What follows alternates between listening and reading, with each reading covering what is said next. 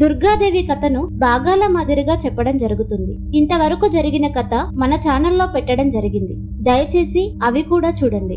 మహిషాసురుడికి మహాదేవికి యుద్ధం జరగబోతుంది. మహాదేవి ముందుకు మొదటిసారిగా మహిషాసురుడు వస్తున్నాడని బయలుదేరే ముందు క్షణకాలం ఆలోచించి ఈ కొమ్ములు ఈ ముఖంతో ఇలా వెళితే ఆ బాలామణి చూడగానే బెదిరిపోతుందేమో అని, స్త్రీలను ముందుగా ఆకర్షించేది రూపమే అని, అటుపైకి తన పరాక్రమమని, అందువల్ల అందంగా తయారయ్యే వెళతాను అనుకుని అప్పుడు నన్ను చూడగానే ప్రేమిస్తుంది, నాకు ఆ రూపమే ముఖంగా ఉంటుంది, ఇంకా ఏ రూపమైనా ఏదో ఇరుకుగా ఇబ్బందిగానే ఉంటుందని ఆలోచించి సర్వ అలంకరణతో ఆయుధాలతో దివ్య ఆభరణాలను ధరించి మరో మన్మధుడా అనిపించేలా రూపం మార్చుకొని మహిషాసురుడు బయలుదేరాడు. కేయూర రత్న హారాలను సవరించుకుంటూ రథం అధిరోహించి కూర్చున్నాడు. రాక్షస సైన్యం మొత్తం మూల బలంతో సహా అతడి వెంట కదిలి వెళ్ళింది. మహాదేవి అల్లంత దూరంలో అతడిని చూసింది. మానవ రూపంలో వచ్చిన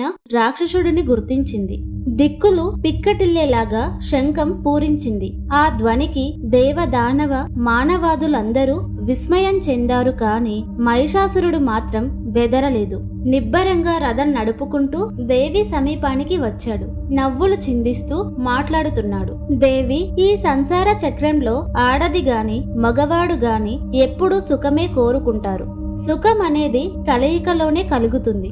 ఒంటరిగా ఉంటే ఎవరికీ ఏ సుఖము లేదు. కలయికలు బహు విధాలు. అందుచేత మహావీరుడనైన నన్ను వరించావంటే అత్యుత్తమ సౌఖ్యాలను పొందుతావు, ఆనందిస్తావు. నేను నానా రూపాలను స్వేచ్ఛగా ధరించగలను. ఇంద్రాది దేవతలను రణరంగంలో ఓడించాను. నాకున్న ధన సంపద గాని రత్న రాశులు గాని మరెక్కడా చూడలేవు. వాటన్నిటినీ హాయిగా అనుభవించు. నీ ఇష్టం వచ్చిన వారికి దానం చెయ్యి. సుందరి, నువ్వు నా పట్ట మనిషివి, నేను నీ దాసుణ్ణి. ఈ క్షణం నుంచే నీ ఆజ్ఞలను శిరసా వహిస్తాను. అవును, నువ్వు అన్నట్టు దేవతలతో శత్రుత్వం పూర్తిగా వదులుకుంటాను.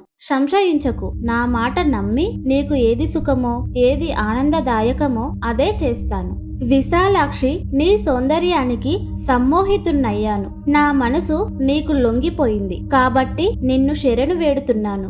ఓ కాటుక చూపులు కలిగిన సుందరి, నేను నీ వాణ్ణి, నీ సేవకుణ్ణి. నా ప్రాణాల మీద ఒట్టు, మాట తప్పను. ఆయుధాలన్నీ వదిలేసి నీ పాదాలకు మొక్కుతున్నాను. మన్మధుడి బాణాల తాకిడికి తట్టుకోలేకపోతున్నాను. నా జన్మలో ఇంతవరకు వేడుకోవడం ఏమిటో ఎరగను. బ్రహ్మదేవులను కూడా నేను దేనికీ వేడుకోలేదు. నా చరిత్ర ఏమిటో, రణరంగంలో నా కథ ఏమిటో అందరికీ తెలిసింది. అలాంటి నేను ఇప్పుడు నీకు దాసుణ్ణి అయ్యాను. కాళ్ళ వేళ్ళ పడి బతిమాలుతున్నాను. భామిని, ఒక్కసారి నా ముఖం చూడు, అనుగ్రహించు అని మహిషాసురుడు ఏదో మైకం కమ్మిన వాడిలా కామంతో మాట్లాడుతున్నాడు. అమ్మవారు బిగ్గరగా నవ్వింది. పరిహాసిస్తూ బదులు పలికింది. మహిష పరమ పురుషుణ్ణి తప్ప నేనెవరినీ వాంఛించను. అతడి ఇచ్ఛాశక్తిని నేను సకల జగత్తును సృష్టిస్తూ ఉంటాను.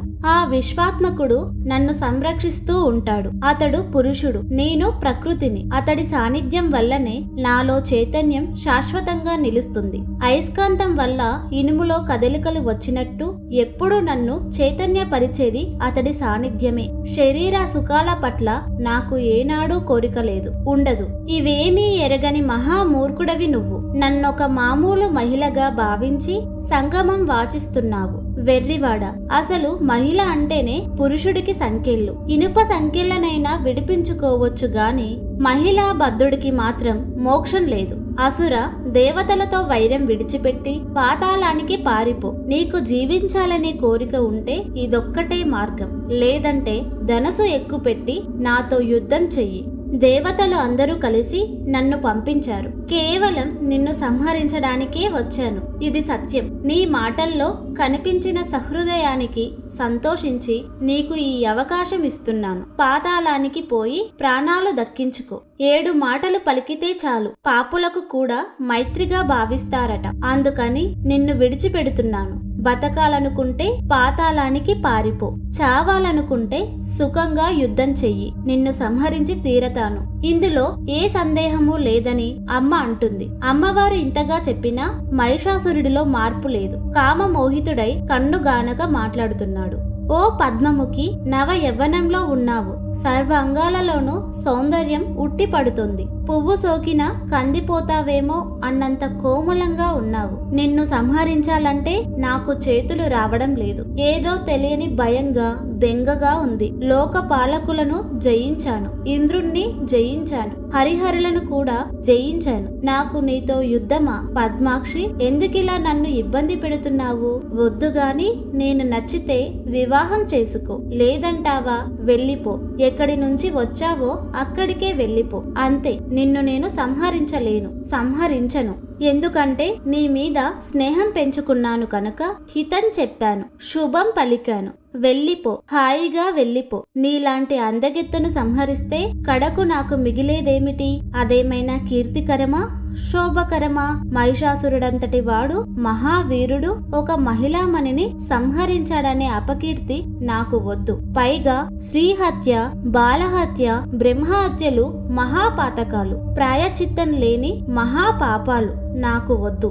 సుందరి, స్త్రీ లేనిదే పురుషుడికి సుఖం లేదు, పురుషుడు లేనిదే స్త్రీకి సుఖం లేదు. భోగాలకు దూరంగా ఉండాలని, సుఖాలను అనుభవించకూడదని నీకెవరు ఉపదేశించాడో కాని గొప్ప మోసం చేశాడు. వాడు నీ ప్రథమ శత్రువు. ఇప్పటికైనా తెలుసుకో, కళ్ళు తెరువు. అనవసరమైన పట్టుదలను విడిచిపెట్టి ఇకనైనా సుఖపడు. నన్ను వివాహం చేసుకో, అది నీకు సుఖం, నాకు సుఖం. విష్ణుమూర్తితో లక్ష్మీదేవి, చతుర్ముఖుడితో సరస్వతీదేవి, రుద్రుడితో పార్వతీదేవి, ఇంద్రుడితో సచీదేవి ఎలా సుఖపడుతున్నారో చూడు. పతి లేనిదే ఏ పడతికి సుఖం లేదు. ఈ మాత్రం తెలుసుకోలేకపోతున్నావు అంటూ మహిషాసురుడు మాట్లాడాడు. దానికి అమ్మవారు బదులు పలుకుతూ, మూర్ఖుడా, చివరిసారిగా చెప్తున్నాను, తెలుసుకో. నిన్ను సంహరించమని దేవతలందరూ ప్రార్థిస్తే నేనిక్కడికి ఇలా వచ్చాను. నా అవతారమే నీ సంహారం కోసం. ఆ పని పూర్తి చేసి నిశ్చింతగా తిరిగి వెళతాను. ఇది సత్యం. ఇక నీకు చెప్పలేను. త్వరగా తేల్చుకో. యుద్ధమే చేస్తావో, పాతాళానికే పారిపోతావో నీ ఇష్టం. నిలబడ్డావో నిన్ను సంహరించి తీరతానని అమ్మవారు ఖచ్చితంగా చెప్పింది. ఆ తరువాత మహిషాసురుడు మండోదరి కథ అని దుర్గాదేవికి చెప్పాడు. ఎన్నెన్నో రకాల మాటలు చెప్పాడు. ఎన్నో విధాలుగా వేడుకున్నాడు. అన్ని మాటలు మహిషాసురుడిని వరించమనే. అన్నిటినీ అమ్మవారు తిరస్కరించింది. ఇక చివరికి ఇప్పటికీ మహిషాసురుడికి విషయం అర్థమైంది. యుద్ధానికి సన్నద్ధుడై ధనుష్టాకారం చేశాడు. అల్లెత్రాడును చెవిదాకా లాగి బాణాల వర్షం కురిపించాడు. అమ్మవారు ఇనుప బాణాలతో వాటిని పొడి పొడి చేసింది. క్రమక్రమంగా యుద్ధం తీవ్ర రూపం ధరించింది.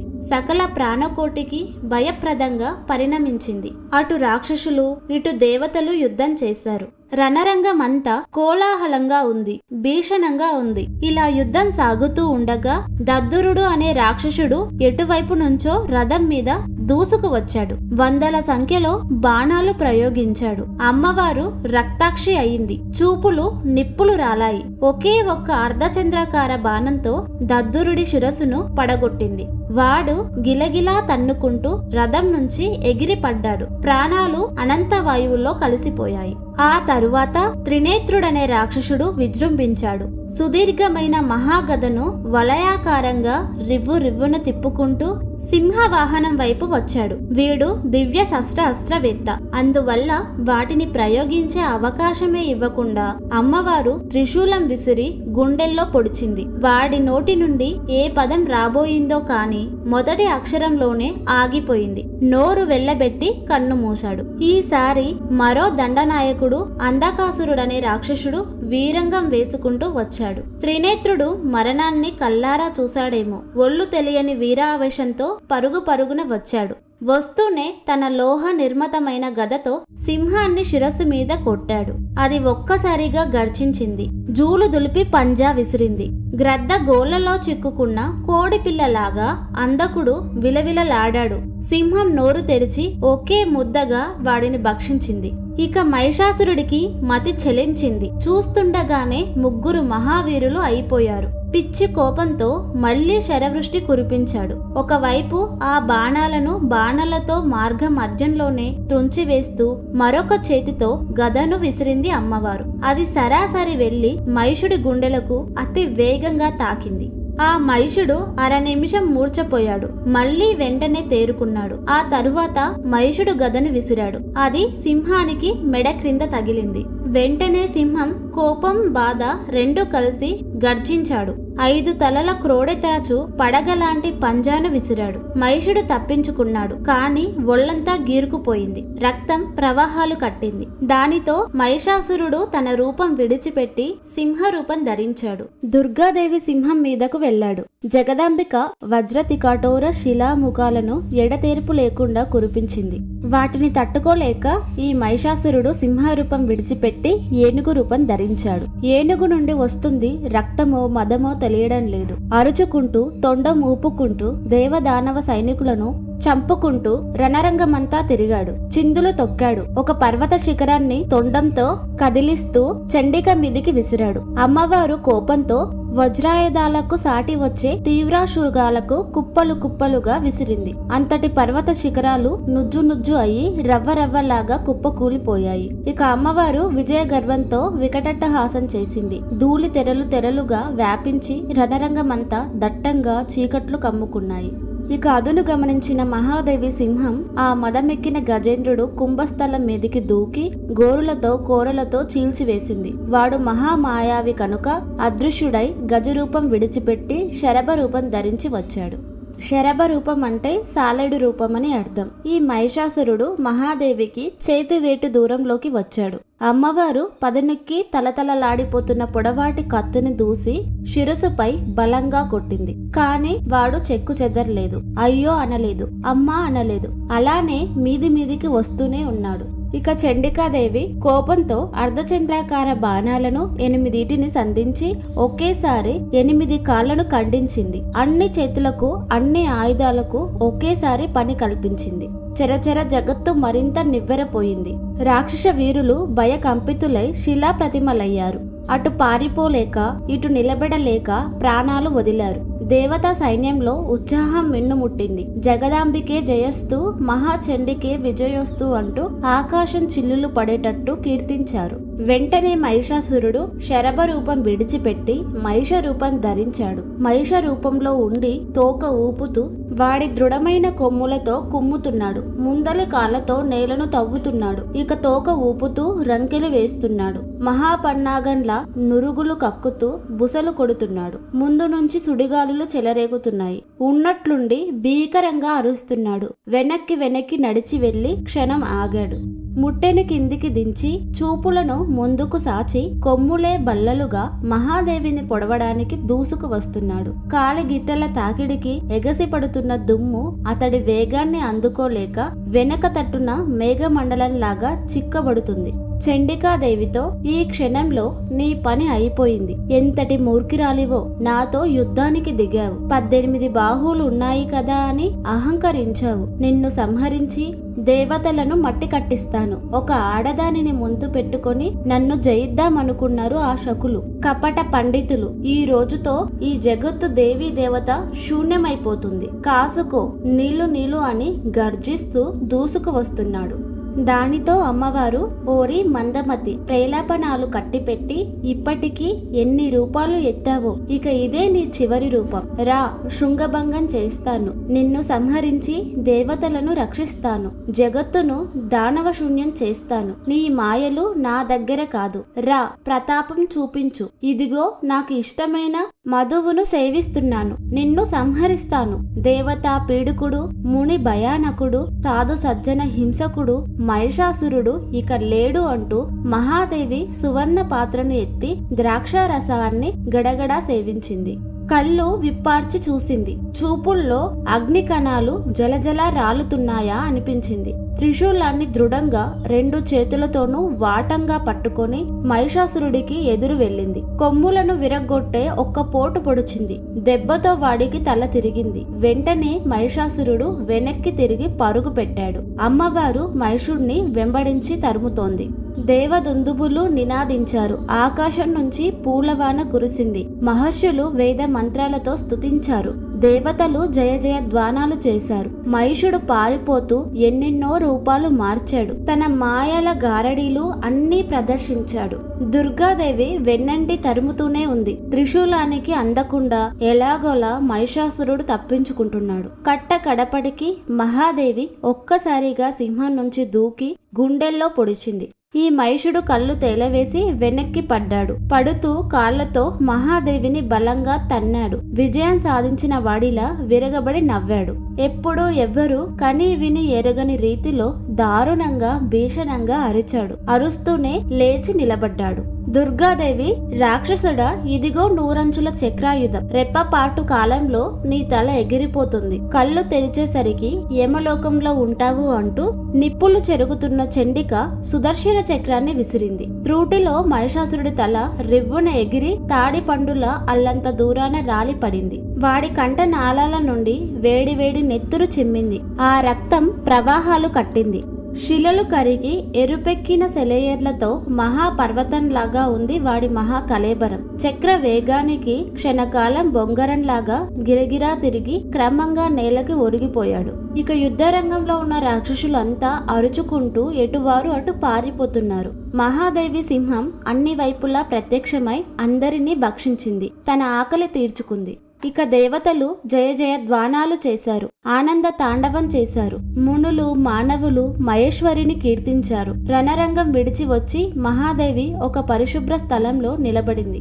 తన సింహవాహనం మీద మునుపటిలా కూర్చుంది. అలసట లేదు, అలక లేదు. ప్రసన్న వదనంతో, ప్రశాంత చిత్తంతో చిరునవ్వులు చిందిస్తూ కూర్చుంది. సింహం కూడా ఏమీ జరగనట్టు, ఏమీ ఎరగనట్టు నిలబడింది. దానితో దేవతలు జగదీశ్వరి సృష్టి స్థితి లయలను త్రిమూర్తులు నిర్వహించగలుగుతున్నారు అంటే అది కేవలం నీ శక్తి మాత్రమే. కీర్తి, మతి, స్మృతి, గతి, కరుణ, శ్రద్ధ, ధృతి, వసుధ, కమల, పుష్టి, కళ, విజయ, గిరిజ, జయ, ప్రమ, బుద్ధి, ఉమ, రమ, విద్య, క్షమ, కాంతి, ఈహ, మేధ ఇవన్నీ నువ్వే. ఇవన్నీ నీ శక్తులు. ఇవి లేకుండా ఈ జగత్తులో ఏ పని జరగదు. భూగోళాన్ని ధరించే శక్తిని ఆదిశేషుడికి, అష్టదిగ్గజాలకు అందిస్తున్నది నువ్వే. జగన్మాత నిన్ను కాక ఇంకా ఏ దేవతలను ఎవరు స్తుతించినా ఉపాసించినా వాళ్ళు ఒట్టి వెర్రివాళ్ళు. అఖిల దేవతలకు నువ్వే ఆది పరాశక్తివి, మూల శక్తివి. అమ్మ, నీ హృదయం దయా సముద్రం. దేవతలను ఎలా పోషిస్తున్నావో ఇతరులను అలాగే పోషిస్తున్నావు. సకల చరాచర సృష్టి నీ అంశే కదా, నీ సృజనయే కదా. పెంచిన వనంలో అన్ని చెట్లు ఉంటాయి. చేదు విషం లాంటి వృక్షాలు ఉంటాయి. ఎందుకో పనికిరానివి ఉంటాయి. అయితే మాత్రం వాటిని నరికి పారేస్తామా? అలాగే నువ్వు రాక్షసులను సైతం కాపాడుతున్నావు. రణరంగంలో రాక్షసులను కొందరినైనా నువ్వు సంహరిస్తున్నావు అంటే వారికి స్వర్గ నివాసం ప్రసాదించి అప్సరసలపై వారికున్న కోరికలను అలా తీర్చుకునే అవకాశం కల్పించడం కోసమే అని భావిస్తున్నాము. అది కాక నువ్వు తలుచుకుంటే చాలు ధనుజులు సర్వనాశనమైపోతారు. వారిని సంహరించడం కోసమని నువ్విలా రూపం ధరించడం, రావడం ఇదంతా కేవలం క్రీడా వినోదం అని దేవతలు ఎన్నో రకాల మాటలతో అమ్మను స్తుతించారు. దేవతల స్తుతులకు అమ్మ సంతోషించింది. అందరికీ అభయమిచ్చి మీకు ఏ ఆపద వచ్చినా అది ఎంత కష్టతరమైనా నేను దానిని పోగొట్టి మీకు అండగా ఉంటాను అని మహాదేవి చెప్పింది. ఆ తరువాత అమ్మవారు వెళ్లిపోయింది. దుర్గాదేవి ఎక్కడికి వెళ్ళింది? ఎక్కడ ఉంటుంది? అంతర్ధానం అయిపోయింది అంటే అమ్మ స్వర్గంలో ఉంటుందా? మృత్యులోకంలో ఉంటుందా? లేక వైకుంఠంలో ఉంటుందా? కైలాసమైన హిమాలయంలో ఉంటుందా? అమ్మ ఏమైందని చాలా మంది సందేహపడుతూ ఉంటారు. అమ్మవారు మణిద్వీపంలో నివసిస్తుంది. ఆమెనే మూలాదేవి, ఆది పరాశక్తి. ఆమె దుర్గా, ఆమె త్రిపుర సుందరి, ఆమె అంబికాదేవి, ఆమె మహాకాళి, ఆమె శ్రీ లలితాంబిక, ఆమె పార్వతి, ఆమె మహాలక్ష్మి, ఆమె మహా సరస్వతి, ఆమె మహా త్రిపుర సుందరి మాత. అమ్మవారి కథలు ఎంతో మహా మేధావులు మహా పండితులు చెప్పారు. కానీ భౌతిక ప్రపంచంలో కథ పూర్తిగా ఎక్కడ వీడియో రూపంలో లేవు. కాబట్టి మేము అమ్మవారి కథలు అమ్మవారి అవతారాలు పూర్తిగా ఈ ఛానల్లో చెప్పబోతున్నాం. దయచేసి ఈ ఛానల్ కి సపోర్ట్ చేయండి. ఈ వీడియోతో మహిషాసుర మర్దిని కథ పూర్తయింది. వీడియో నచ్చితే లైక్ చేసి షేర్ చేయండి. ఇలాంటి మరిన్ని వీడియోస్ కోసం ఈ ఛానల్ ని సబ్స్క్రైబ్ చేసుకుని పక్కనే ఉన్న బెల్ ఐకాన్ ని క్లిక్ చేయండి. భక్తితో దుర్గామాతను కొలుచుకొని మన బాధ చెప్పుకుంటే ఇప్పటికీ అమ్మవారు వస్తుంది, మనకు అండగా ఉంటుంది. జై దుర్గామాత. శ్రీ మాత్రే నమః. చివరి వరకు వీడియో చూసినందుకు ధన్యవాదాలు.